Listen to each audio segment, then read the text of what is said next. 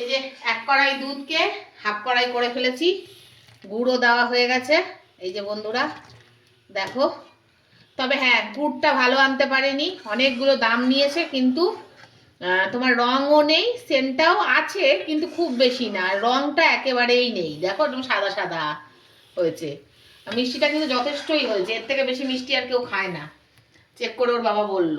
আর এই যে থালা থালা সব পুলি চষি করে রেখেছি। হ্যাঁ, আর এইটুকুনি এনার জন্য রেখেছি, এগুলো সেদ্ধ পুলি হবে, ও একা খাবে। 4টে রেখেছি, ওই জন্য 4টে একটু ভেঙে ভেঙে গেছে তাই। আচ্ছা, আর এই হবে। তবে ভেবো না যে রাতে আমরা পিঠে খেয়ে ঘুমাবো, পিঠে খেয়ে কিন্তু ঘুমাবো না, এগুলো কালকে খাবো। হ্যাঁ, আর নারকেল ভরে করলাম পুর আজকে। আজকে কিন্তু ক্ষীরের না, আজকে নারকেল ভরে করলাম, কারণ আমার পুলি পিঠেটা না তোমার নারকেল দিয়ে ভালো লাগে। কি গো? আমার তো ভাই ভাপা পিঠেই ভালো লাগে আর চুষি ভালো লাগে।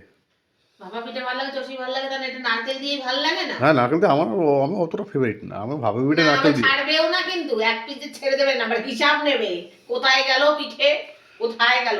আমার মা সেদিন পাটিসাপটা দিয়েছে, কোথায় গেল হিসাব নিচ্ছে। আমি ওদের কে খালো? দুধ পুলিগুলো খাবো, দুধগুলো হ্যাঁ, দুধ ক্রিম মালাই। হ্যাঁ, আর এই যে ঘন করে জাল দিয়ে নিয়েছি গুড় দিয়ে, একদম খুব সুন্দর করে একদম। হ্যাঁ, আর একটু জ্বালাবো, তারপর এক এক করে পিঠেগুলো দেবো। হ্যাঁ, এবার চষিগুলো দিয়ে দিই। এই যে সব চষিগুলো দিয়ে দিচ্ছি। হ্যাঁ,